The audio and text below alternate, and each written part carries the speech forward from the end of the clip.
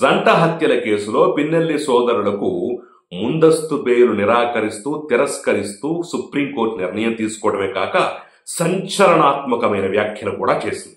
ఏంటా సంచలనాత్మకమైన వ్యాఖ్యలు అనేది ఒక్కసారి మనం చూసినట్టయితే 2024 మే 24న వెల్దుర్తి మండలంలో 2 హత్యలు జరిగాయి. జవిశెట్టి వెంకటేశ్వర్లు, కోటేశ్వరరావు అనేటువంటి 2 టీడీపీ నేతల హత్యలు జరిగాయి.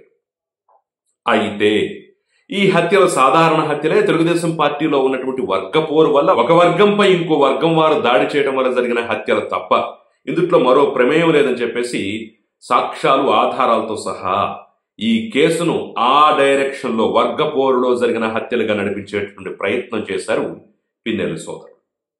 అయితే పోలీసుల యొక్క చాకచక్యమో పనితనమో వాళ్ళ కర్మ బాగోలేకో వాళ్ళు మాట్లాడిన మాటలు, కాల్ రికార్డ్స్, ఎక్కడ మీటింగులు పెట్టుకున్నారు, వాటి వివరాలేంటి, వాటి యొక్క లొకేషన్, జియో ట్యాగింగ్ లొకేషన్స్ ఏంటి, ముఖ్యంగా సీసీ కెమెరా ఫుటేజ్తో సహా సాక్ష్యాలు ఆధారాలని బట్టబయలైన తర్వాత 2 వర్గాల మధ్య కుమ్ములాటగా జరిగిన హత్యలుగా చిత్రీకరించే క్రమంలోనే ఎవరినైతే వీళ్ళు టార్గెట్ చేసి చంపాలనుకున్నారో వాళ్ళని చంపించేటటువంటి క్రమంలోనే ముందుగానే వాళ్ళకి ఎవరికైతే ఈ టాస్క్ అసైన్ చేశారో వాళ్ళని తెలుగుదేశం పార్టీలోకి పంపించడం, వాళ్ళ ద్వారా ఈ హత్యలు జరిపించడం, వాళ్ళు ఉపయోగించిన వాహనాల మీద కూడా తెలుగుదేశం పార్టీ గుర్తుండేలా చేయటం, మొత్తం పక్కడ్బందీగా 2 వర్గాల మధ్య జరిగినటువంటి ఘర్షణగా ఉండటం కోసం ఇదంతా స్కెచ్ గీసి ప్లాన్ గీసి మరి పర్ఫెక్ట్ గా అమలు చేసి అందరినీ వెర్రి వెధమల్ని చేశారు.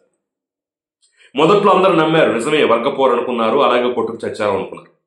తర్వాత తెలిసింది ఏంటంటే కావాలని ఈ హత్యలకు ముందే ప్లాన్ చేసి యువతల వాళ్ళని ఆ పార్టీలోకి పంపించి వాళ్ళ మధ్య తగాదు జరిగినట్టుగా సృష్టించి పద్ధతి ప్రకారం ప్లాన్ ప్రకారం చేయించి హత్యలు జరిపించి సాక్ష్యాలాధారాలు క్రియేట్ చేయించి తప్పించుకునే ప్రయత్నం చేశారు.